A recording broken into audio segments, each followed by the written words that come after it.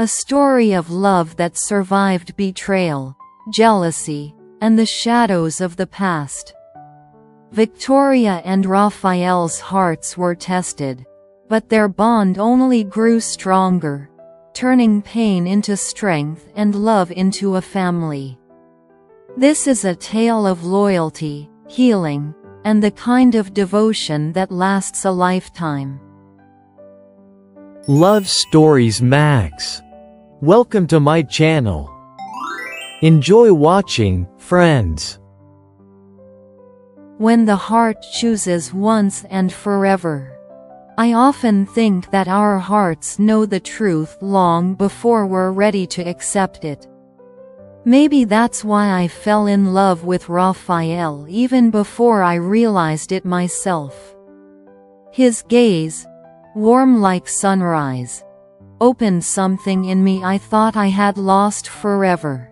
The belief in real, deep, quiet love. I met Rafael on the most ordinary day. A light drizzle was falling, barely visible. I was standing under the small awning near a cafe, holding an umbrella I never bothered to open. He approached with a gentle smile, as if he knew fate had brought us together at that exact moment. "Are you also refusing to hide from the rain?" he asked, tilting his head slightly. "I guess so," I replied, feeling that soft, unfamiliar pressure in my chest. We talked for almost an hour. About books, music, childhood. Not a moment of awkward silence. Only the feeling that our conversation had started years ago and was simply continuing. Every meeting after that made me fall a little deeper. Rafael wasn't just attentive. He listened as if my words were the most important thing he'd heard that day. With him, for the first time in years, I felt at home. Our relationship grew so naturally, as if it had always existed. He brought me warm tea when I worked late. I touched his cheek when he fell asleep beside me. He drew little circles on my palm with his finger, and that simple gesture made my heart bloom. "You're the best thing that ever happened to me," he would say. "And you're the closest thing I've ever known," I would answer. And I meant every word. But life is rarely without shadows. Rebecca had been my friend since university. We shared so much, and I trusted her more than most people. She often came over, laughed at Rafael's jokes, took pictures of us, seemed genuinely happy for me. But slowly, I noticed something changing in her eyes. First subtle, then sharp, painful. She asked about Rafael too often. Stayed at our place too long when I stepped out for a moment. Complimented him just a bit too enthusiastically. One evening, she said it openly. "You don't realize what he's like. Men like Rafael, they're rarely loyal. He's too perfect. Rebecca, he's mine. And he loves me. Maybe you just don't see it yet," she shrugged. Her voice carried envy I could no longer ignore. Days later, she showed me messages, supposedly from Rafael. Messages that looked suspicious, wrong, hurtful, but my heart knew the truth. Rafael would never write that. I went to him with trembling hands.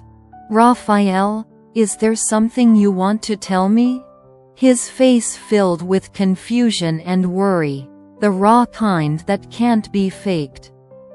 "Victoria, I don't even know what you're talking about. I would never hurt you." He took my hands. His palms were warm, honest, steady. Together, we discovered Rebecca had forged everything. She had built an entire lie, because she had fallen for Rafael herself. The worst part wasn't that she wanted him. It was that she betrayed me. "I don't want to see her again," I whispered. Rafael simply pulled me into his arms. "You're my only one. I'm here, always." After that storm, our relationship became stronger than ever. We learned to talk, to trust, to listen. He started looking at me as if I wasn't just the woman he loved, but his entire world. And I realized something. Sometimes life tests us through the people we least expect. When he knelt before me, the wind brushed my hair softly, tears sparkled in my eyes, and everything inside me felt like light. "Victoria, you're my heart. Will you marry me?" I didn't say yes. I threw my arms around him, shaking with happiness I could barely contain. Our wedding was small and warm.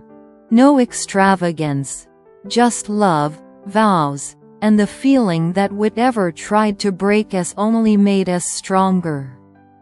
Walking toward him in my white dress, I thought, "This is real love, the kind that fears nothing." After the wedding, the world felt different. Not because life suddenly changed around us. No, we changed. I woke up every day beside Rafael and thought how lucky I was to have found someone I wanted to share everything with. Morning coffee, rainy evenings, the quiet of a slow Sunday. We bought a small house on the edge of town. Old, but full of light.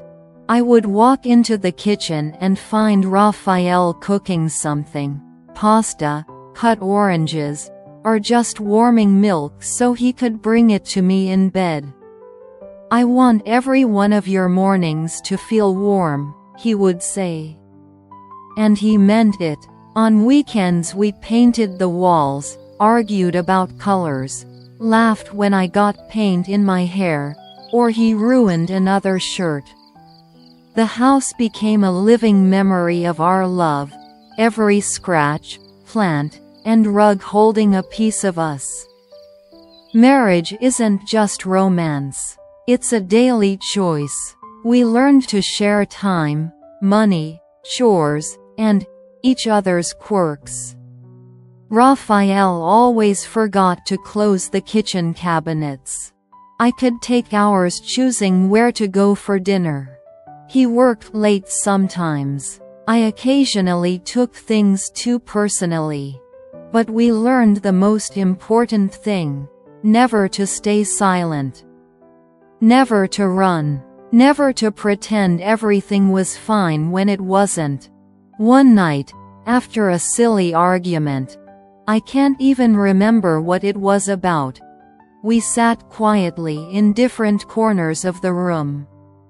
My chest hurt. I hated the silence between us. He walked over slowly. "Victoria, I don't want to win arguments. I want us to win our future." Tears filled my eyes instantly. "I'm just afraid of losing you," I whispered. He sat beside me and took my hands. "You'll never lose me. You're my home." And in that moment, I understood. Real love isn't in the smiles for photos. It's in these raw, fragile moments. I thought Rebecca would disappear from our lives forever. But one day she messaged me. "I'm sorry. I regret everything. I want our friendship back." Her words tightened something inside me. Rafael noticed. "Is that her?" "Yes. Do you want to answer?" I didn't know. Part of me wanted closure. Part of me still bled. That night I thought for a long time. Finally, I said, "I don't want to hate her forever. But I can't take her back. It still hurts." Rafael wrapped his arms around me. You don't have to let people back in just because you forgave them. Forgiveness doesn't mean access. His words healed something in me. A year and a half after our wedding, I woke up earlier than usual. I stood at the window, touched my stomach, and I knew. It wasn't hope. It wasn't guessing. It was a woman's intuition, unmistakable. When Rafael woke up, I sat beside him and whispered, "We're going to be parents." He shot up as if electricity ran through him. Tears filled his eyes, pure, bright, overflowing. He hugged me like he was holding the entire world. "Thank you for this miracle," he said. From that moment on, our home felt even warmer. He read books on fatherhood, bought tiny toys, talked to my belly. "Hey, little one, it's Dad. Your mom and I already love you." I watched him and thought, this is the man I want to grow old with. The man who never failed me. When the crib arrived, we stood over it together in silence. But this silence was full of joy. I took Rafael's hand. "See? We made it. We'll always make it," he replied, kissing my palm. "Life will bring more challenges and joys. Sleepless nights, first steps, new dreams, new worries, new victories. But I know one thing for certain. As long as Rafael is beside me, I can endure anything.